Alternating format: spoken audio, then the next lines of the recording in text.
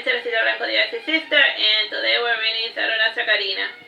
This is the final lesson. I don't remember the part. Don't worry about it. After the bandit incident, Karina got to Unheil without any incident. While entering the castle, a peasant fell face down on the dirt before Karina. There was a trample over the fellow, but Vilka reached with a tentacle and he moved the dude out of the way. Other peasants watching the scene worried a little, but they relaxed when Alfie said, don't worry, it's a magical card. I am a witch. I enchanted the card to do that because I don't like running over people. The horses came to a halt, and when they felt that Karina was reaching for the handle, the horses were very perceptive to the lightest touch. Karina came to the person and she examined the fellow over the top. The problem of the man was that of liver failure. His skin was yellow and his eyes were white. Karina touched the fellow and she removed his and she healed him. Once the man was healthier, he got up shivering and he walked off to a dark alley. Alfie frowned and said, Is that something? Some people are naturally thankless bastards, but what can you do? You do good for your own amusement and to have the moral high ground or whatever, at least for your own happiness and not for the well-being of your fellow man, said Karina. That may be all well and true for you, but I don't want to go to hell, said Alfie. Karina entered the castle of Unheil, and she was greeted with the usual pomp of their kind. The place had not changed much in spite of the fire. In the grand hall, she saw Reggie sitting in a wooden chair. He was not a twisty type of duke, though with his region's independence, he was now technically a king. He had wealth, but he didn't like to show it off.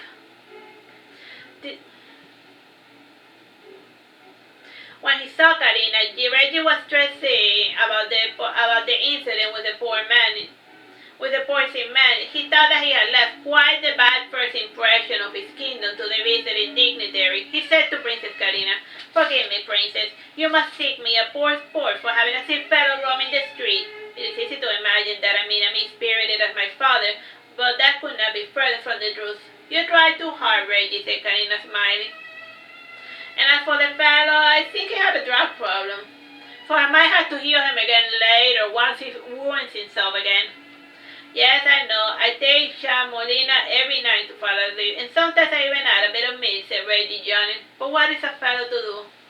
His mother entered the court and she said, My dear Reggie, she was not talking about you silly boy. She meant that drag outside. Ah, yes.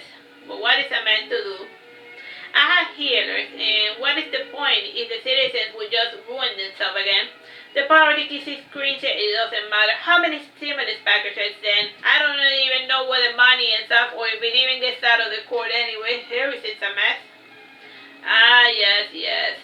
In my home we had a similar problem, said Karina. I will tell you about it later once I unpack. The hours rolled by, and then Karina eventually joined the toddlers, and after seeing the fellow, the pair went to court to have dinner with Reggie and his family.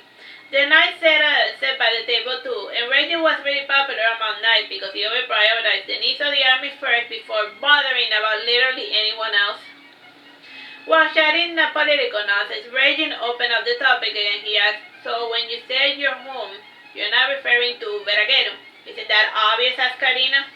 The people there have a certain accent to their speaking pattern, like they told us. Your voice is more silky, said Reggie. Start flirting with a guest when the husband is right there, complained Reggie's wife, Philippa, candidly. I'm not flirting, I'm just commenting on her emphasis of the S sound, said Reggie. Time, bro? 10 minutes. So you said silky, you meant like a snake, said Letodus. I meant nothing by it, said Reggie, feeling rather foolish. Karina then changing the subject, yes, when I speak of my home, I meant where I was born. My brother and I are not native to Veragerung. Did you speak a different language? No, we spoke the same language, only that we call it English instead of proper, said Karina. In fact, the word English relates to the city of England and its people. Do they wear the same clothing as us? Asked Philippa. They did at one time, but now nothing is left of England and its people. Nothing is left of anything anymore. There isn't even dust for people to step upon, said Karina with a faint smile on her face. A silence fell about the table, and it was only interrupted by the sound of the younger children eating loudly. Reggie then said, well, the past is the past, and there's no point in giving much attention to a place that no longer exists. Now, as for a current matter, how do your people get past it? Oh, Reggie, you said you wouldn't discuss politics during the dinner table review, Philippa. Oh, yes, don't worry.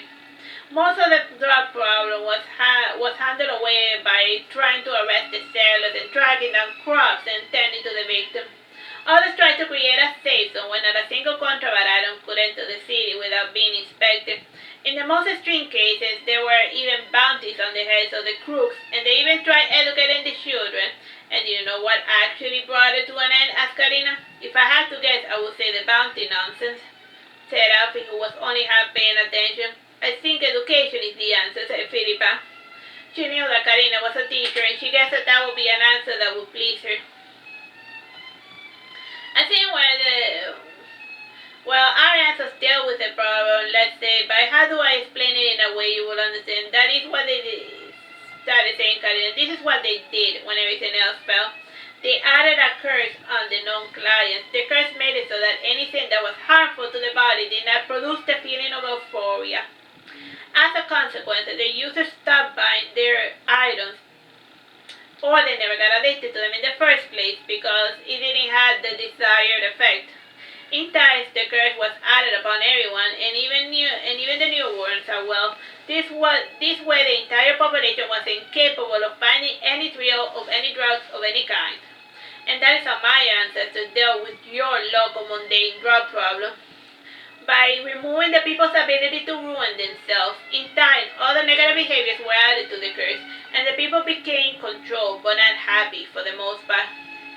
The average enjoy the predictable nature of their existence, and there is freedom in it, even if you are weighted down by chains. And how does your brother handle that little problem that we were talking about?